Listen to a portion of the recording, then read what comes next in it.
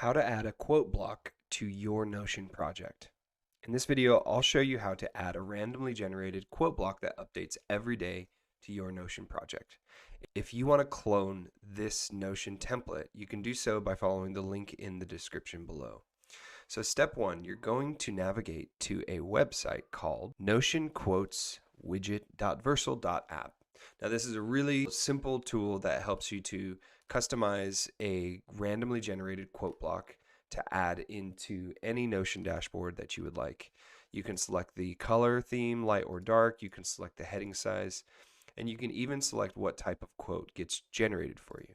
So here I'm just going to choose a dark theme with a heading 2 that is randomly generated. You'll copy the link and then head back into Notion.